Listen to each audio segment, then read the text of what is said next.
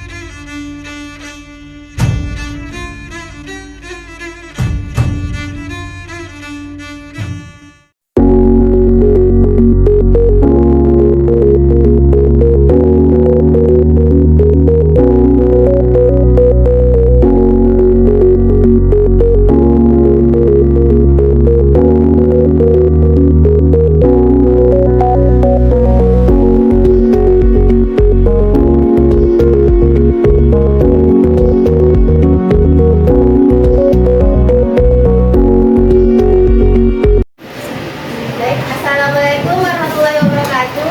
Waalaikumsalam warahmatullahi wabarakatuh. Baiklah adik-adik, kakak-kakak minta maaf ya karena telah mengganggu pembelajaran harian kalian. Tapi insya Allah kakak yakin nanti kalian pasti merasa seru dalam pembelajarannya. Siap belajar hal baru? Siap. Pertahankan semangatnya nak, karena belajar itu seru. Jadi sebelum kita mulai masuk ke materinya, kakak punya 3 pertanyaan nih. Yang pertama, ada yang tahu siapa nabi terakhir?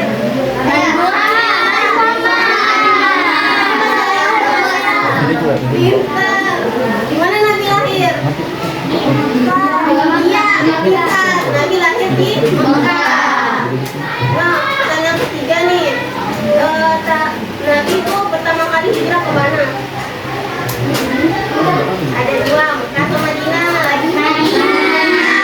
Nah, jadi judul kita hari ini itu sejarah mengenai sejarah Islam, yakni periode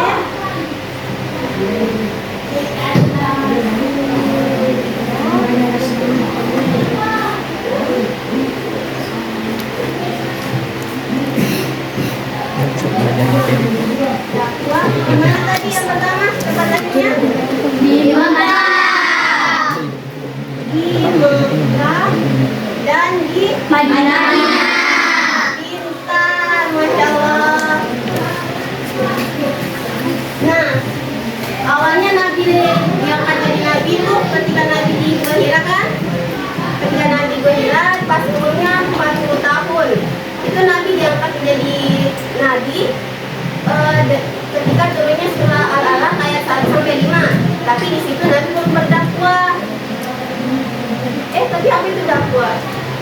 Kan kita belajar tentang dakwah. Kalian belum tahu kan apa itu dakwah? Nah, dakwah itu kegiatan kita mengajak orang lain untuk berbuat baik dan mengenal agama Islam. Itu dakwah. Jadi dakwah itu contohnya seperti kalian mengajak teman nih untuk membeli makanan halal, atau mengajak teman untuk sholat, maupun mengajak teman untuk menolong. Itu dakwah. Terus tadi kan yang pertama itu Nabi lahir di Mekah. Jadi otomatis tempat pertama awal Nabi berdakwah tentu saja di Mekah, tempat dia lahir. Nah, kan tadi Nabi setelah diangkat menjadi Nabi belum langsung berdakwah kan? Nabi berdakwah setelah diangkat jadi Rasul. Dan itu ketika turun surah Al-Mudaththir ayat 1-7 yang memerintahkan Nabi untuk mengajak orang-orang di Mekah untuk masuk Islam. Terus ini Nabi dakwah di Mekah itu awalnya menggunakan ada 4 strategi pendekatan.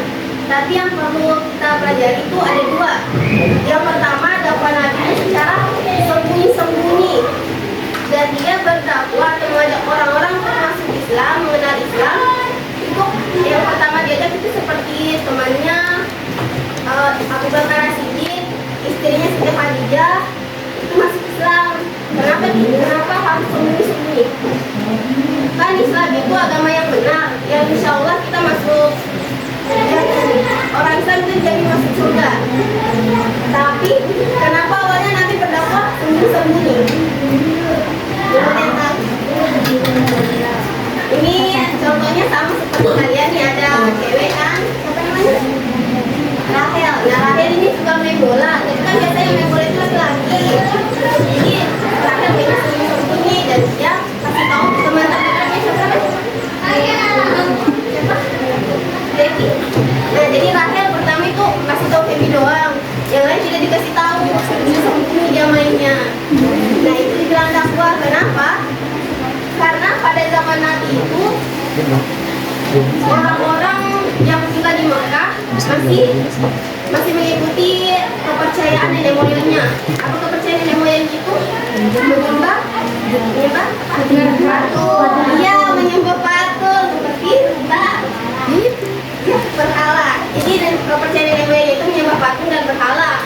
Dan ajaran Islam yang dibawa oleh Nabi itu berhalaman dengan kepercayaan mereka menyembah patung.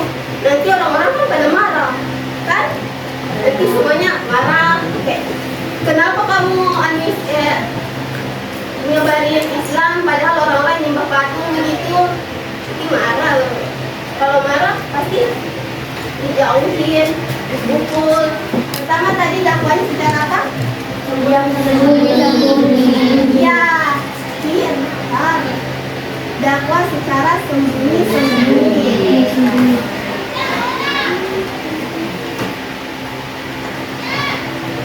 Selain agar orang-orang di Mekah itu tidak marah, alasan Nabi yang lain itu kenapa sembunyi-sembunyi itu supaya orang-orang yang mengikut masuk Islam, para pengikut Nabi itu tidak diganggu, tidak dipukul, tidak dijauhi, tidak diusir, dan tidak dihilangkan nyawanya. Dia dakwah secara sembunyi-sembunyi selama 3 tahun.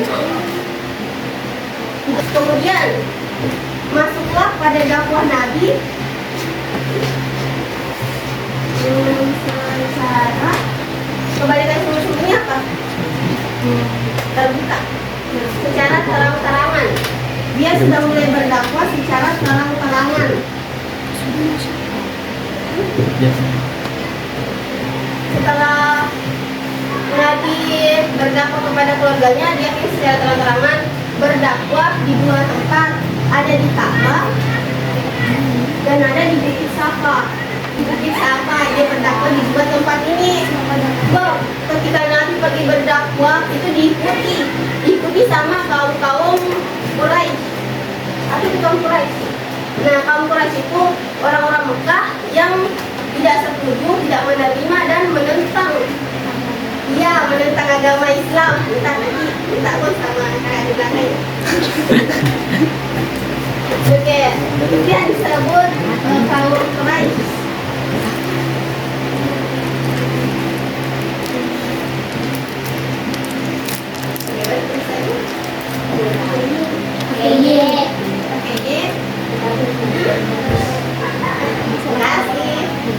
Nah, itulah disebut kaum Quraisy, orang-orang yang menentang ajaran Nabi Muhammad yang menyebarkan ajaran Islam. Baik, bismillah. Terlebih dahulu, ada yang tahu tadi nama kakak siapa? Kita sudah perkenalkan nama. Andi. Sudah ada nih? Kak? Andi. Kak Andi. Nah, terlebih dahulu kami kan tadi sudah diperkenalkan. Kami dari kampus di IDM Parepare. Di tempatnya kami dari Prodi apa? Baik, apa ada yang tahu Pak itu apa? Tahu tadi? Soalnya aku biasanya pakai laptop suara. Wow. Oh, wow. Jadi saya akan membawakan materi periode Madinah. Ada yang pernah ke Madinah? Kan ada yang tadi sudah pergi ke Mekah orang tuanya. Ada yang sudah pergi ke Mekah orang tuanya? Ada 1 orang di belakang. Ada yang pernah pergi ke Madinah? Belum? Pernah? Nah, saya mau membawakan materi Madinah. Periode Rasulullah ketika berdakwah di Madinah. Nah, ada yang tahu berapa lama Rasulullah berdakwah di Madinah? Jadi di mana nih? Dakwah di Mekah. Selanjutnya dakwah di Madinah. Ada yang tahu berapa lama Rasulullah berdakwah di Madinah? 3 tahun. Bukan, ada lagi. 4 tahun, ada lagi? 5 tahun, ada lagi? 50 tahun. Ada yang tahu? Ada lagi? Angkat tangan. Ada hadiahnya nanti. Berapa 1 tahun? Ada yang tahu? Siapa lagi? 1 abad. Boleh lama 100 tahun. Berapa? 10. Nah, betul. Siapa namanya?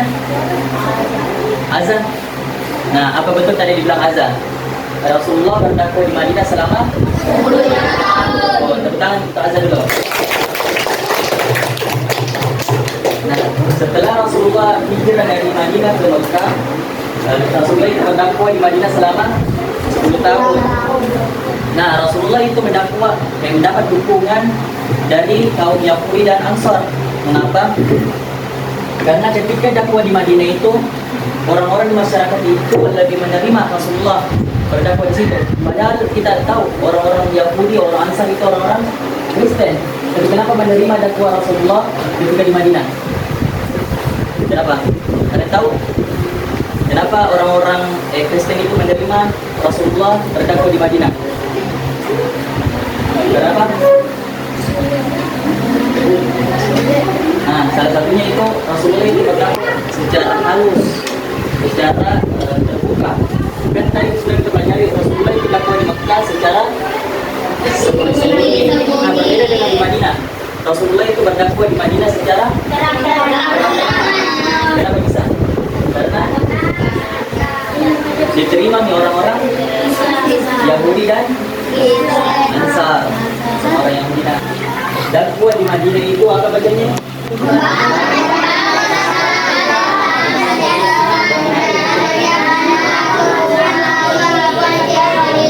Ada yang tahu maksudnya apa ini? Membangun masyarakat Islam, menegakkan syariat, dan mengatur hukum sosial dan politik. Ada yang tahu? Nah, kata di sini saya dulu. Membangun masyarakat Islam. Ada yang tahu maksudnya? Membangun syariat, maksudnya itu bangun itu. Maksudnya dikata kalimat membangun masyarakat Islam. Mengajak orang-orang. Nah, mengajak orang-orang yang ada lagi. Mengajak orang-orang kafir. Nah, betul. Salah satu dakwah itu mengajak orang-orang non-muslim, orang-orang kafir untuk mengikuti ajaran Rasulullah, yaitu masuk Islam.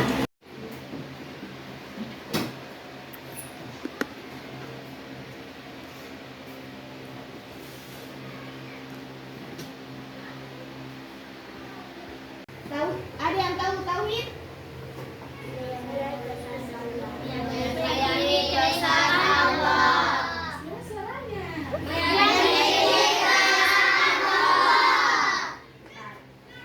Secara sederhana, tauhid berarti meyakini keesaan Allah. Mengajak masyarakat. Berhala. Siapa tahu berhala? Yang tahu berhala, buka saja kembali. Masa tidak tahu berhala? Pintar. Maju.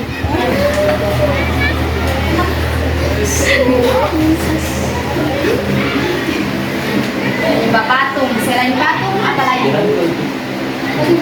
Selain patung, apa lagi? Menyembah berhala itu bukan cuma menyembah benda mati, ada juga benda hidup. Ada juga makhluk hidup. Seperti, contohnya seperti apa?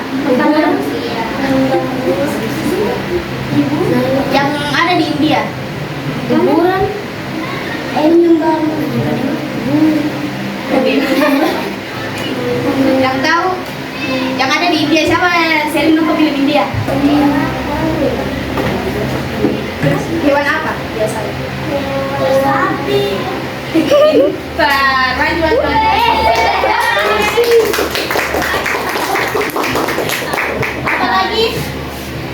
sapi, kambing, Kebutuhan.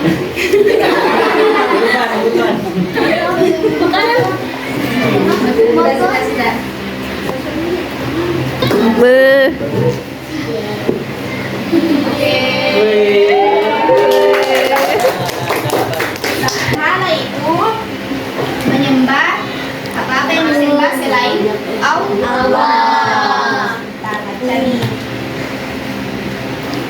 Terus kita beralih ke Madinah.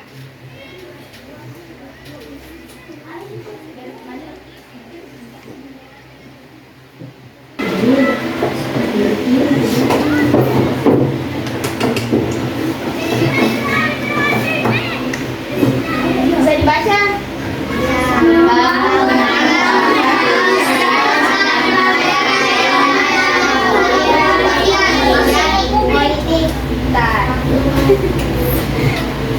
Setelah di atas habis sudah materi yang saya bawakan.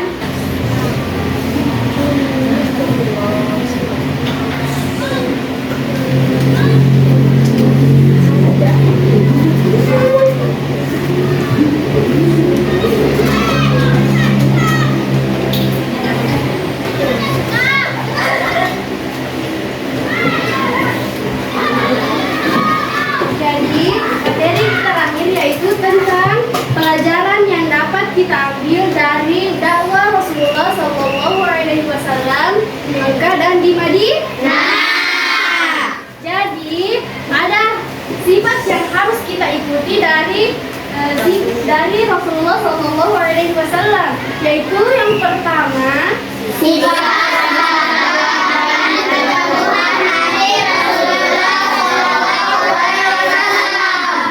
karena Rasulullah SAW itu saat berdakwah dia diberikan masalah oleh Allah Subhanahu Wa Taala sangat banyak, ditimpa ujian yang sangat banyak.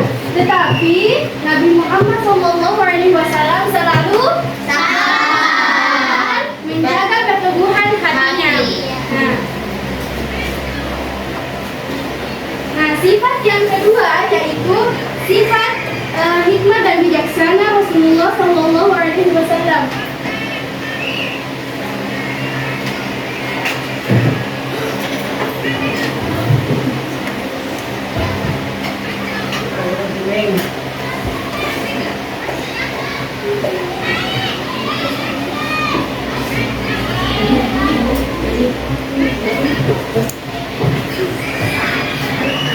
Karena Rasulullah SAW saat berdakwah dia berdakwah secara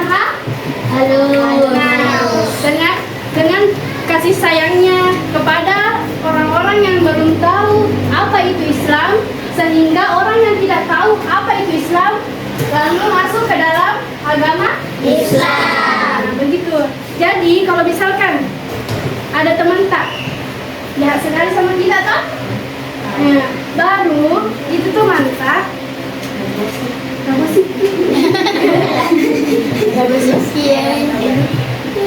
Perempuan pasti tahu.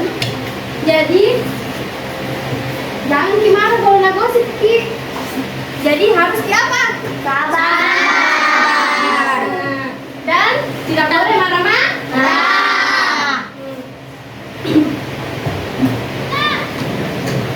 Pelajaran selanjutnya yang dapat kita ambil dari sifat Rasulullah yaitu persatuan dan kerjasama.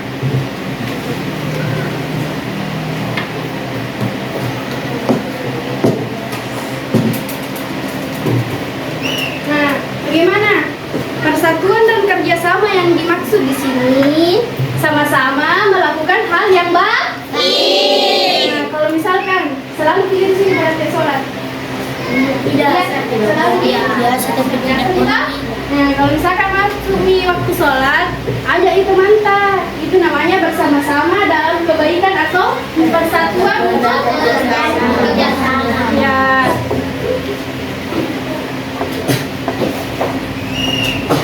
Kemudian yang terakhir yaitu perjuangan untuk kebenaran.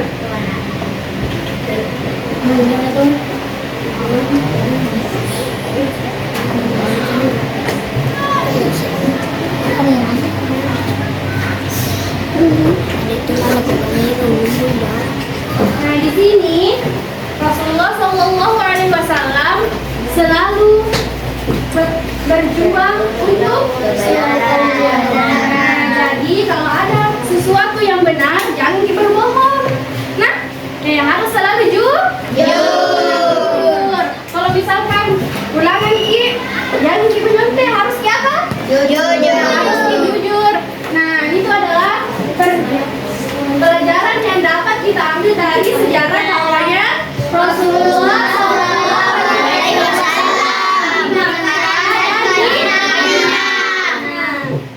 Jadi, sebagai kesimpulan,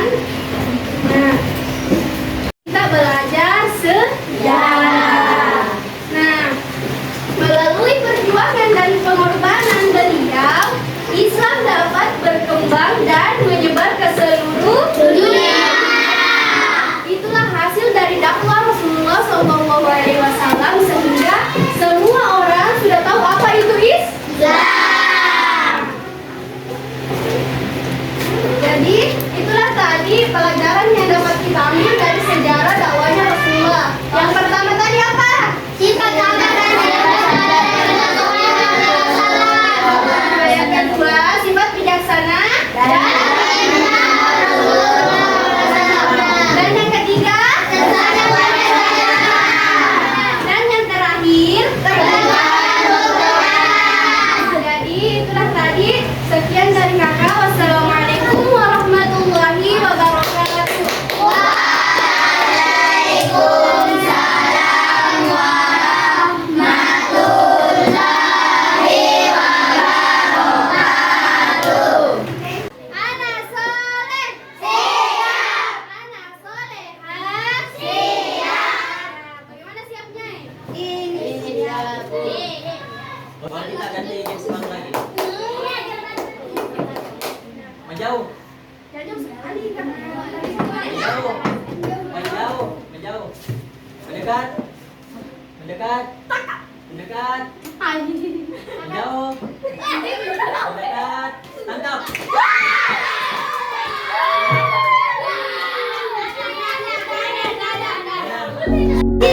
Salam Pai. Berjuang dalam Islam dengan iman.